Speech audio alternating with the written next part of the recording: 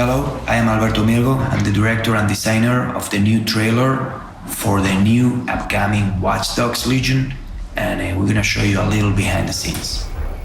There are a number of things, of course. The visuals already, they were really interesting, sort of like punk, aggressive. I think that the universe that you guys created is very visionary, it's almost scary.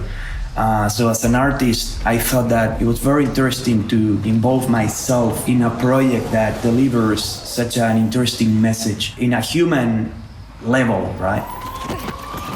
The artist was in the original script that I read from the agency, and it's one of the main reasons why I wanted to do this. I do not consider myself an artist that engaged himself in a political level. So when I saw this artist that is actually using her art in order to deliver a message, and a message that I actually like, and I think that is very beautiful into a human level, right? Reclaim your future. I thought that it was fantastic.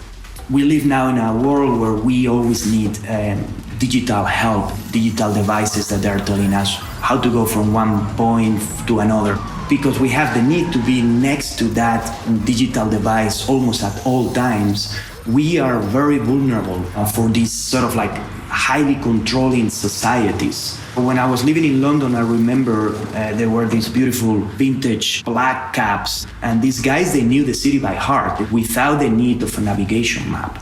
And a character that doesn't need a navigation map in order to function, it's almost the antithesis to the Watch Dogs universe, suffocating, oppressive.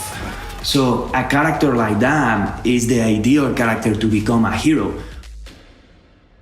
London, from an aesthetic point of view, is always very well curated, right? It almost feels like there is a graphic designer behind everything.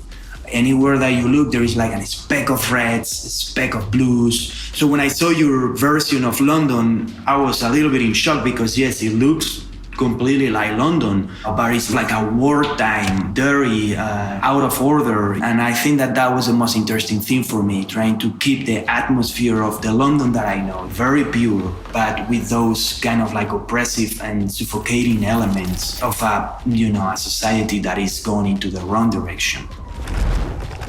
The most important thing that I like to do as a director, and it's something that I like to do by myself, is storyboarding and the animatics. Whatever I do in the animatic is usually a very accurate, close version to the final film. That's where I decide my shots, what the character is going to do. Basically, that's how we plan the film. Once the whole animatics is approved, we do, modeling based on the designs that I've been doing.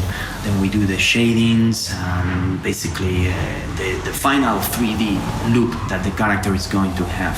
We paint a lot of the environments based on photographs that I bring from the trips. I love fashion as well and clothes, and when we design characters, I was working together with a stylist because that defines a lot the personality of the character. And then, I love cloth simulation and how organic and how everything is in terms of movement. You can see how everything moves like flawless. And I love that. I like realistic animation. I don't do motion capture. I never did it. But I love to take animation reference from actors or many times from myself. So what we do is we set cameras in different angles, close-ups, and the animator is able to see what the actor is doing. I'm obsessed with human motion, how do we move? How do we originate our movements? Where is our weight? So I like to apply that into my films and make it very realistic also in terms of proportions. I like the characters with realistic proportions. I like to simplify things that the eye do not really need, but the proportions, I like to keep them real. For the sound, I like to keep it as pure as possible. If there is wind hitting a microphone, I don't like to clean it.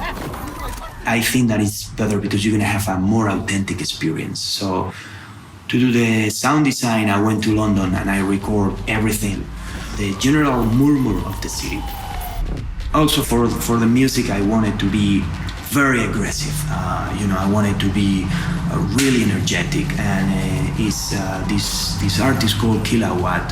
He does very murky, very dark, sinister techno that I think that it was perfect for our message. Well. Welcome to the Resistance.